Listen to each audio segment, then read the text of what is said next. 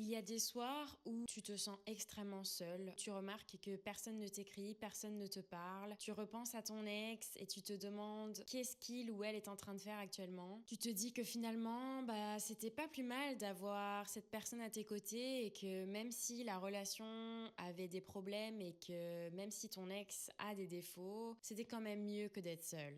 T'avais l'impression que cette personne te voyait vraiment, était à tes côtés, et aujourd'hui tu es juste seul. Tu as l'impression de ne plus avoir personne, de ne plus exister pour personne, et franchement ce sentiment peut être hyper douloureux. Si tu te reconnais dans ce que je viens de te dire, que ce soit parce que tu viens de te séparer de quelqu'un, que tu es donc en plein processus de deuil de cette rupture amoureuse, ou juste parce que tu es célibataire depuis tellement longtemps, cette vidéo est faite pour toi. Je vais t'expliquer au travers de cette vidéo comment moi j'ai survécu à cette solitude vraiment horrible à plusieurs moments de ma vie, que ce soit après une rupture amoureuse ou juste dans des moments où même si j'étais en couple ou bien célibataire, j'ai ressenti cette énorme solitude. Je me sentais pas vue, pas acceptée, pas validée, aussi parce que j'avais l'impression d'être complètement incomprise et seule en fait face à mes problèmes. Tu comprendras que ça fait un petit peu écho à l'attachement anxieux. Forcément, le sentiment de solitude est extrêmement présent quand on a un attachement anxieux. Je t'assure qu'il y a des choses que tu peux mettre en place pour réduire ce sentiment de solitude. J'espère que cette vidéo te fera te sentir un peu moins seule, te fera te sentir un peu plus compris, comprise et surtout te redonnera de l'espoir et de la confiance pour te faire comprendre que c'est temporaire et que ça ne durera pas.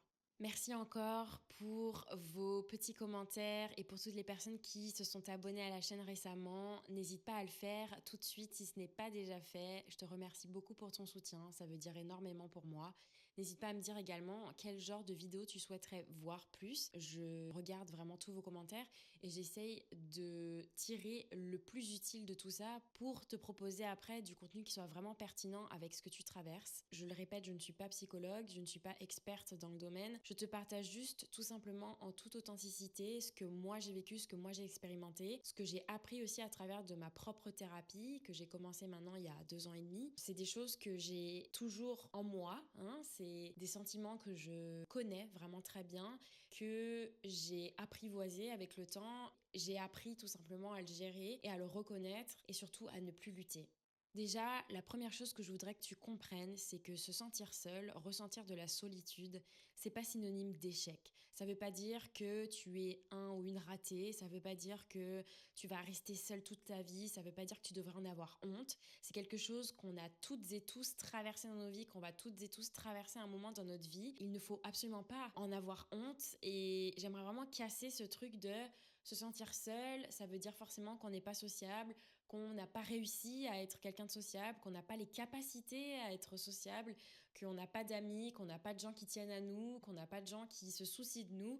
C'est quelque chose que je veux absolument pas que tu t'imagines. Et en fait, le truc un petit peu contre-productif avec la solitude, c'est que plus on se sent seul, plus on nourrit cette anxiété de se penser que personne ne tient à nous, que personne ne se soucie de nous, etc. Et en fait, ce genre de pensée en appelle d'autres et tu te doutes bien que c'est un cercle vraiment extrêmement vicieux. Peut-être que tu ressens cette solitude parce que tu viens de te séparer, peut-être que tu ressens cette solitude parce que tu viens de te faire quitter. C'est quelque chose que j'ai ressenti les semaines et les mois qui ont suivi après m'être fait quitter l'année dernière. Si tu veux en savoir plus sur comment j'ai réussi à oublier mon ex, je te laisse la vidéo juste ici, ça pourra sûrement t'aider. Essayer de t'apporter des clés sur comment te détacher de ton ex. Je pense que c'est la forme de solitude la plus difficile à gérer sur le court terme, je dirais. En tout cas, de mon expérience, ça a été la forme de solitude la plus extrême et très très très intense en fait sur un court terme que j'ai vécu à ce jour. Du jour au lendemain, je me suis fait larguer et parce que au moment où je me suis fait larguer, j'avais vraiment très peu d'amis. Encore une fois, je te le dis, je te le répète, j'habite au Canada donc vraiment j'habite très loin et le peu d'amis que j'avais à ce moment-là étaient tous en vacances parce que c'était le 2 janvier. Donc forcément, il y a beaucoup de personnes qui sont pas présentes, qui sont pas disponibles. Aussi parce que j'ai un attachement anxieux, que j'ai toujours peur de déranger les personnes ou de passer pour la victime. Je n'ai pas forcément cette capacité aussi à appeler à l'aide. À ce moment-là, c'est là où je me suis sentie extrêmement seule. Il y a plusieurs choses que tu pourrais mettre en place pour essayer de désactiver cette solitude extrêmement intense que tu peux ressentir là tout de suite. Déjà, l'une des choses que j'ai fait et que je faisais en boucle, honnêtement, tous les jours, tout le temps, jusqu'à ce que je m'endorme et dès le lever, le matin, c'était de regarder des vidéos YouTube.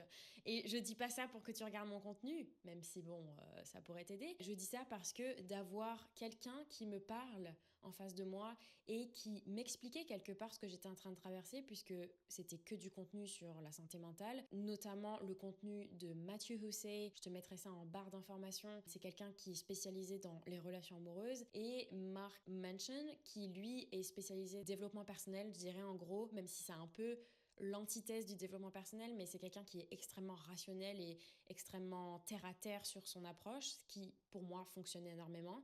Mais si pour toi c'est d'autres choses qui fonctionnent, eh bien essaye de trouver un créateur, une créatrice qui te propose du contenu. C'était souvent des très très très très longues vidéos où pendant, je sais pas moi, 1 heure de mon temps, je savais que j'allais avoir cette interaction indirecte en fait de quelqu'un qui allait juste m'apaiser par ses mots. Ce que tu ressens là, cette solitude-là, que ce soit parce que tu es en couple, parce que tu viens de te séparer, parce que tu viens de te faire quitter ou parce que tu es célibataire depuis longtemps, c'est en fait le manque de lien. C'est pas tellement le manque d'amour, parce que bien sûr qu'on a besoin d'amour et bien sûr qu'on a besoin de ressentir cet amour et cette affection qu'on nous donne, mais globalement, ce qui te manque là, c'est du lien. Surtout quand tu viens de te séparer ou quand tu viens de te faire quitter, c'est comme si ton cerveau était en train de paniquer parce que il était tellement confortable et tellement habitué à ce lien, parce que vous aviez des communications tous les jours, parce que vous voyez régulièrement, parce que vous passiez des moments où généralement tu les aurais passés seul, mais là tu les passais avec cette personne. Et en fait, à partir du moment où le lien se casse, ton cerveau il panique parce qu'il se dit mais en fait si j'ai plus ça, c'est le vide. Qui dit le vide dit regardez ce vide en face, et ça donne énormément le vertige. Et ce vide, il nous force à quoi? Il nous force à être face à nous-mêmes. Et c'est ça, ce sentiment de solitude, c'est cette obligation presque de faire face à ce qu'on ressent, à faire face à nous-mêmes, à ce qu'on est, à ce qu'on souhaite, à ce qu'on déteste, à toutes ces petites choses qui, quand on est avec des personnes, permet en fait d'anesthésier un petit peu ces choses-là qui profondément sont ancrées en nous, qui nous font nous sentir foncièrement mal. Et le fait d'être seul face à soi-même, face à ce qui va pas, à ces émotions qui parfois peuvent être très négatives, c'est une sorte de sentiment de totale insécurité. C'est pour ça que quand tu te sépares de quelqu'un qui, même si la relation n'allait pas bien, t'apportait cette espèce de sécurité de lien, une fois que tu l'as perdu, tu te sens en totale insécurité. Et pour le peu que tu aies un attachement anxieux comme moi, ton cerveau, il va très vite faire des rapprochements qui sont extrêmement dangereux, à savoir que tu vas te dire, je me retrouve dans cette situation parce que je ne mérite pas d'être aimée, parce que je ne mérite pas qu'on s'intéresse à moi, parce que je ne mérite pas d'être acceptée par quelqu'un, je ne mérite pas de partager mon temps et de prendre le temps de qualité de quelqu'un d'autre, je ne mérite tout simplement pas ce lien. Ça fait un petit peu Calimero, mais si tu as un attachement anxieux, je pense que tu comprends très bien ce que je veux dire. Le truc qu'il faut que tu te dises, c'est que cette solitude, elle va être extrêmement inconfortable, et t'y confronter, c'est extrêmement inconfortable. Mais en fait, c'est à travers cette solitude que tu vas apprendre le plus sur toi-même, que tu vas apprendre le plus sur comment tu peux gérer tes émotions et finalement faire face à tout ce qui te fait le plus peur au monde.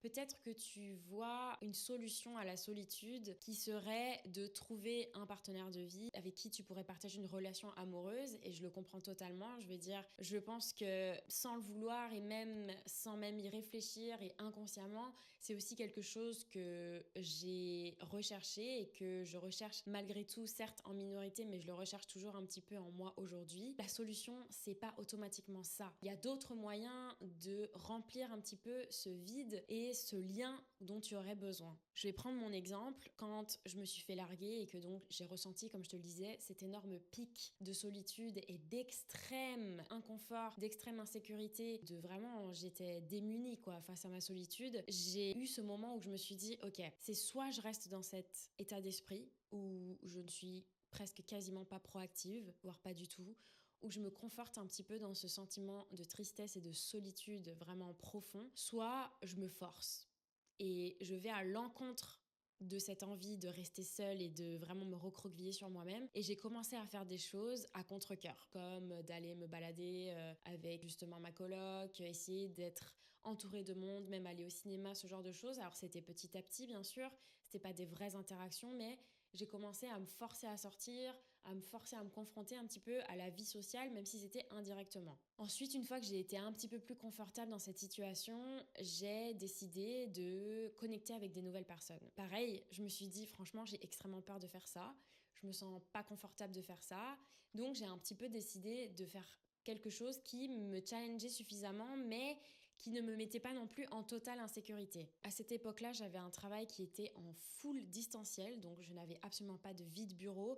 Donc j'ai envie de dire, ça compense un petit peu avec les colocataires. Si tu vois, tu as un travail où tu vas au bureau, etc., c'est bien parce que ça te force vraiment à sortir de cette bulle de solitude malgré tout, même si c'est pas pour connecter profondément, mais ça te force. J'ai envoyé un message sur un groupe Facebook de Français à l'étranger et j'ai réussi à partir une journée avec des filles que je connaissais pas du tout pour faire de la randonnée raquette dans la neige. Ça a été vraiment très challengeant pour moi parce qu'il y a énormément de choses qui me rendaient très anxieuse, mais je suis partie, j'avais des outils pour me rassurer, j'avais mes petites huiles essentielles, j'avais des outils aussi mentaux pour me rassurer et me dire que j'étais en sécurité. Je savais que ça serait qu'une journée et que ça serait temporaire. Et en fait, cette décision, elle a tout changé. C'est un peu bizarre de dire ça, mais en fait, ça a tout changé, vraiment. Je dis pas que j'ai réussi à complètement combler ce sentiment de solitude. Bien sûr que je me sens toujours seule par moments. Et si je te fais cette vidéo, c'est pas pour rien. Je suis à l'aube de partir 2 semaines en Asie, faire un voyage. La moitié sera en solo. Donc, je me prépare un petit peu mentalement à ressentir cette solitude quand je serai très très loin de chez moi, très loin des gens que je connais, de mes proches. Je me prépare un petit peu mentalement à ressentir ça et à donc être extrêmement confrontée à ma personne et à tous mes démons et à mes émotions que je refoule parfois sans le vouloir. En plus, ça va être un voyage vraiment très axé sur le côté traditionnel. Je vais au Japon et en Corée du Sud. Je visite en extérieur des jardins, des parcs, des temples et je sais que ça va forcément réveiller des émotions très fortes en moi puisque ce sont des lieux qui sont extrêmement symboliques pour moi. Ce que je veux te dire par là, c'est que tu peux trouver une forme de lien qui ne soit pas en rapport avec des relations amoureuses. Bien sûr que ça ne comblera jamais ce sentiment de vouloir être aimé, de vouloir être accepté, l'amour inconditionnel et cette espèce de lien qu'on partage uniquement avec une seule personne et que cette personne partage uniquement avec nous. Je sais que ça peut être très très très révélateur pour toi, mais tu peux retrouver une forme de réconfort vraiment avec d'autres liens. En dehors du lien social, il y a aussi le lien un petit peu symbolique où peut-être que écrire va t'aider, peut-être que créer quelque chose, te lancer un nouveau projet, un nouveau défi, comme par exemple un voyage en solo, même si c'est juste une journée, un week-end à 2 heures de chez toi. Et c'est une forme de lien qui va aussi te nourrir, même si ça va pas être du lien social, où tu vas pas forcément interagir avec des personnes ou créer du lien. Ça va être une forme d'accomplissement et ça va remplir quelque part ce vide que la solitude te force à regarder. Il y a aussi le lien corporel, ça veut dire que tu vas commencer à peut-être faire une activité physique, c'est pas forcément te remettre au sport ou faire un sport extrêmement prenant et hyper difficile, mais quand je me suis fait larguer par mon ex, j'ai commencé à faire du yoga et j'ai fait un genre de challenge de 30 jours ou 30 jours d'affilée. J'avais cette discipline de faire une séance de yoga. Alors c'était des trucs vraiment pour les débutants, hein. C'était plus des étirements que des séances de yoga, mais ça m'a vraiment aidée parce qu'en fait quand tu te mets en mouvement, forcément tu vas créer quelque chose dans ton corps qui va répondre à cette forme de vide. Ce que je veux vraiment que tu comprennes, c'est que ce vide-là, tu dois le remplir avec des choses de toi. Et c'est pour ça que je te dis que ça vient pas forcément par le lien social et donc tu vas aller essayer de faire en sorte que les gens te remplissent et remplissent ce vide en toi, ce que j'avais fait en partie en rencontrant ces nouvelles personnes, mais c'est aussi essayer de s'accomplir soi-même. C'est là que j'ai commencé à écrire un nouveau roman, j'ai commencé à vouloir chercher un nouveau travail qui allait vraiment me plaire pleinement. C'était vraiment essayer de remplir des choses par tes propres accomplissements et des choses qui ne tenaient qu'à toi finalement. Au lieu d'attendre un message, au lieu d'attendre une main tendue, tends-toi la main à toi-même en fait. Fais des choses qui te reconnectent à toi-même, qui te remplissent toi-même, que ce soit une routine d'une marche quotidienne ou d'écouter de la musique en faisant une activité particulière, commencer un nouveau petit projet, même si c'est juste faire du coloriage thérapeutique, faire des choses où quotidiennement, tu vas pouvoir te retrouver avec toi-même, des petites actions, des petites activités qui vont vraiment t'aider à te reconnecter avec toi-même. Et surtout, te créer un environnement qui te soit vraiment agréable, de te créer un cocon, un chez-toi, si ce n'est pas déjà fait, qui va vraiment te faire te sentir bien. L'idée, ce n'est pas de rester, bien sûr, non-stop chez toi, c'est d'essayer de te challenger aussi, de sortir un petit peu, de créer ces routines qui te remplissent. Il faut que tu t'apportes cette réponse à toi-même ou bien c'est peut-être le moment pour toi de regarder les choses en face et peut-être de réaliser que tu aurais besoin d'aide, que tu aurais besoin de lancer une thérapie parce que cette anxiété et cette solitude revient régulièrement.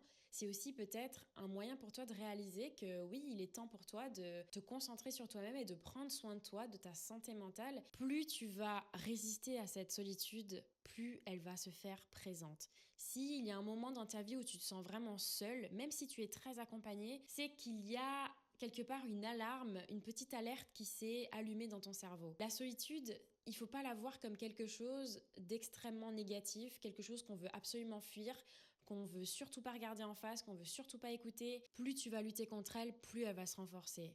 Quand on fait face à la solitude et qu'on décortique un petit peu concrètement pourquoi on la ressent, c'est là après qu'on arrive à vraiment agir pour ne plus vraiment ressentir ce sentiment-là ou pour accepter les choses qui nous font sentir comme ça. Pour vraiment essayer de te sortir de ça, encore une fois, je te le dis, il va falloir que tu te forces, il va falloir que, bien souvent, du moins au début, que tu fasses des choses sans vraiment en avoir envie, sans vraiment avoir le courage de le faire, mais il faut que tu te forces, il faut que tu te challenges, il faut que tu sortes, que tu fasses des choses, même si c'est juste aller faire une marche, même si c'est juste aller à la bibliothèque, aller dans un magasin, aller faire tes courses, il faut que tu te mettes en mouvement. C'est bien d'avoir des temps à la maison où tu te sens en sécurité dans ton environnement, comme je disais tout à l'heure, mais globalement, ce qui va t'aider à sortir de ça, c'est en restant mobile. Reconnecte-toi aux gens sans attendre qu'ils te valident. Vraiment, ce sentiment d'avoir besoin d'être validé, d'être accepté, c'est ton attachement anxieux, c'est ton anxiété qui parle. Et essaye de juste être toi-même et reconnecter petit à petit avec des personnes autour de toi sans imposer quoi que ce soit, mais sans t'imposer toi le besoin et l'obsession et l'obligation d'être validé par ces personnes. Dis-toi que plus tu avances vers les autres, moins tu vas ressentir ces solitudes comme un fardeau et moins elle va te faire peur en fait. Et je peux t'assurer que même à un certain moment, quand ta vie commence à vraiment bien se remplir, tu vas apprécier ces moments de solitude. Tu vas te dire ah oui, j'ai ma soirée pour moi toute seule, c'est super, ça fait du bien. Oh, j'attendais ça avec impatience. Surtout si tu es un petit peu introverti comme moi. Moi, je suis un peu une fausse introvertie. Tout le monde pense que je suis extravertie alors qu'en fait, je suis extrêmement introvertie. J'ai vraiment besoin de me ressourcer seule et bien souvent dans ma semaine, je me prévois toujours au moins un soir où je ne fais rien, où je suis chez moi ou alors juste avec moi-même, où je fais des choses juste avec moi-même. Ne te dis pas qu'il faut que tu attendes d'aller mieux pour aller vers les autres. C'est en allant vers les autres que tu vas te sentir mieux, où tu vas commencer à guérir de cette solitude. Et c'est foncièrement ce que j'ai fait à chaque fois où je me suis sentie extrêmement seule dans ma vie. Là, j'ai parlé de l'exemple de quand je me suis fait larguer, mais il y a eu d'autres moments dans ma vie où je me suis sentie très seule, qui n'avaient pas forcément de rapport avec les relations amoureuses. À chaque fois, c'est en me forçant à faire des choses, en me forçant à aller vers les autres et en me confrontant à tout ça que j'ai réussi à aller de l'avant. En conclusion, dis-toi bien que la solitude, elle n'est pas là pour te punir, elle n'est pas là pour t'effrayer, pour te faire te sentir encore plus mal. Elle est là pour t'alerter et te dire « Hey, là je crois qu'il va falloir que tu regardes les choses en face, il va falloir que tu te reconnectes avec toi-même. » C'est vraiment plus quelque chose que tu dois écouter comme « Ok, on va s'asseoir, on va regarder ça en face et ensuite on va agir. » Et je suis convaincue que le moment où tu vas accepter cette solitude, le moment où tu vas réussir à trouver une balance vraiment saine avec cette solitude, ça va être le moment où tu vas complètement arrêter d'être dans l'attente de trouver quelqu'un absolument, d'être dans l'attente de trouver cette personne qui va remplir ce vide que tu as toujours eu dans ta vie, qui va t'apporter absolument tout ce dont tu as besoin, etc., etc. C'est là que tu vas pouvoir te mettre dans les meilleures conditions possibles pour rencontrer ta personne et la personne qui te correspondra vraiment, puisque ça veut dire que cette personne représentera un bonus et non pas la solution et non pas le remède à cette solitude que tu dois vraiment apprendre à gérer toi-même et à accepter et à vivre avec elle pour pouvoir ne plus avoir d'attente envers quoi que ce soit, ne plus être dans l'attente d'une validation et qu'on t'apporte finalement ce que toi tu devrais t'apporter. Il y a énormément de choses qui peuvent nous faire nous sentir seuls après une rupture amoureuse, notamment des moments qu'on aurait passés avec notre ex et qu'on passe désormais seul. C'est aussi des choses qu'il faut accepter, c'est tout un process. Et si vraiment tu veux en savoir plus sur le processus de rupture amoureuse, je te laisse ma vidéo encore une fois juste ici. N'hésite pas à aller la voir, je pense qu'elle pourrait vraiment t'aider. N'hésite pas à me partager ton histoire en commentaire dans le respect et la bienveillance comme d'habitude. Je te dis à la semaine prochaine et je te fais de gros bisous. Bye.